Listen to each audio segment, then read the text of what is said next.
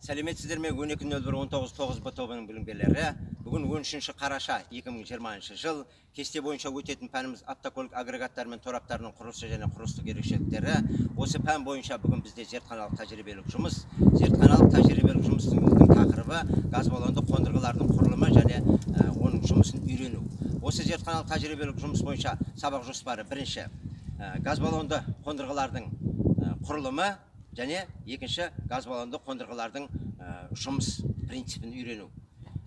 Енді бүгін біздер сіздермен сабақ барысында Германияның Volkswagen компаниясының Passat V5 автокөлігін және видеороликтерді пайдаланамыз.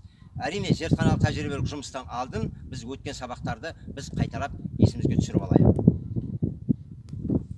Біз сіздермен осы бүгінге дейін аккумулятор батареясының, стартерді, генераторды, қозғалтқыштың құрамын үйреніп келдік.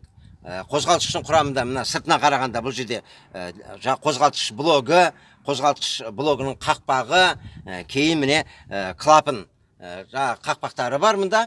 Әрі міне иінді біліктің, одан кейін бұлғақты жағы механизмнің жағы құрамын, одан әрі поршын тобын, одан әрі газ таратқыш біліктің жағы тобын үйренген болатынбыз. Міне бүгін біз сіздермен газ баллонды қондырғылардың құрылымы және жұмысымен үйренеміз.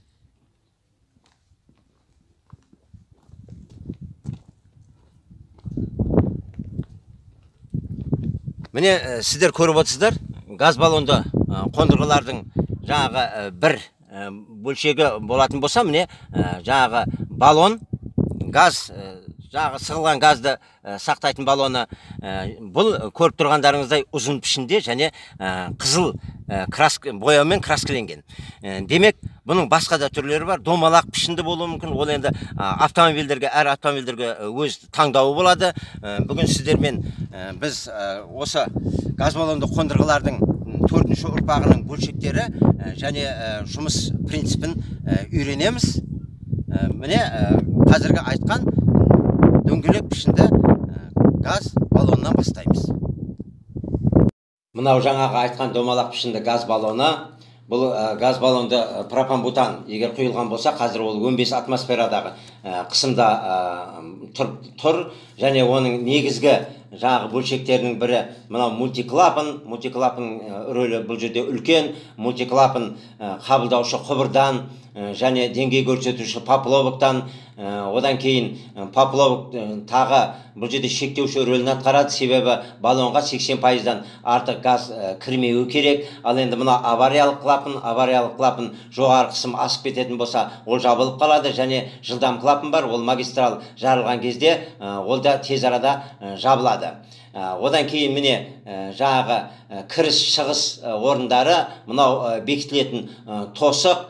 Одан кейінгі бөлшегі міне датчик жағы деңгейді көрсететін, мынау екінші жағы газ деңгейін көрсететін жағы қысым. Олар мынандай индикаторға өздерінің сигналдарын береді, салонына көрсетіледі. Мынау жоғары қысым шығатын бағанағы газдей жағы басында тұр. Ал мынау құбыр, бұл құбыр жоғары қысымды құбыр, себебі мына жерде сол газ баллонындағыдай, атмосферадағыдай газ тұр. Ол жоғары қысымда мынандай құбырлармен шығып кетеді. Бұл мыс немесе пластик болуы мүмкін. Ал екінші ұшы мынандай штуцерге бекітіледі. Бұл штуцер бампердің астында немесе бакте орнатылған болады. Бұдан кейін жаңағы жоғары қысымда мынандай құбырмен әрі қарай ол капот астындағы жаңағы жерге барады. Одан кейін капот астында мынандай электромагнитті клапан орналасқан. Электромагнитті клапанның жаңағы міндеті істемей тұрған кезде ол жабылып тұрады, газ барған кезде ашылады, және бензин келетін болса, ол автоматты түрде жабылып қалады. Және осы газ баллонға магнитті электромагнитті клапанның мынандай фильтрі болады. Ол фильтр жаңағы сұйық сүзгі фильтр деп аталады. Және ол әрі қарай мынандай жоғары қысымдағы құбырменен редукторға барады, міне редуктор көп функциялы жұмысты орындайды. Біріншіден бұған өте жоғары қысымда газ кіреді де, ол парланып салқындап жаңағы төменгі қысымда екінші жағынан шығады. Және ол жаңа парланғаннан кейін салқындайтыны анық. Ал мына жерде қазір көрсетіліп жатқан бұл құбыр төменгі қысымда газ шығып жатқан кездегі пайдаланатын құбыр. Парланған кезде жаңағы салқындайтын біз газдың білеміз, сондықтан бұл жаңағы жылтылып тұру керек. Бұл антифриз айналымының жүйесіне жалғанады. Мынандай үштік жағы неменен жалғанғышпен жалғанып, одан әрі бұл өзінің редуктор жұмыс өндірісін өзгертіп тұру мүмкін. Ол кіріс жағы коллекторына байланысты болады. Кіріс коллекторында жағы вакуумның жағдайы қандай, соған байланысты. Және мына жерде міне қазір мынандай жағы құбырларменен ол жағы кіріс коллекторына барады. Жағдай сол арқылы анықталып, оның өзгеру өнімділігі солай өзгеріп тұрады. Одан кейін міне жағы төмен қысымда шығатын үлкен диаметрлі құбыр. Мына редукторға жақын жерде мынандай сүзгі қолданылады. Бұл сүзгі бу фазасы деп аталады. Және ол редуктордың жанында жақын жерде орналасқан. Ал мына порсынка мынандай бір рейкаға төртеуі орналасқан болуы мүмкін, болмаса жеке жедекеде олар орналасқан болуы мүмкін. Енді бұл порсынка жағы кіру коллекторіне мынадай штуцерлерменен жағы жұлдызшалармен бекітіледі.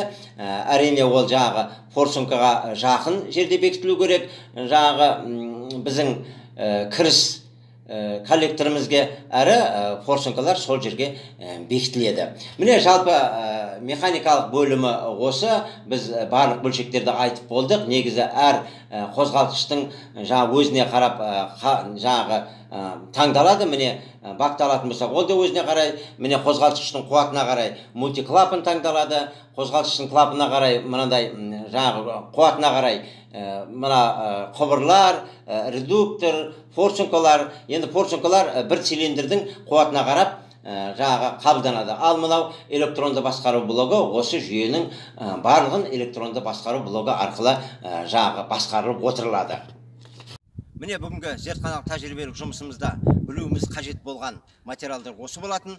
Енді сіздерге алдын ала берілген өткен тақырыптардың тест сұрақтарын және берілген осы жаңа тақырып бойынша кестені әрі конспектілерді жақсылап оқып, кері байланысқа шығамыз. Осымен сабағымыз аяқталды. Қош, сау болыңыздар.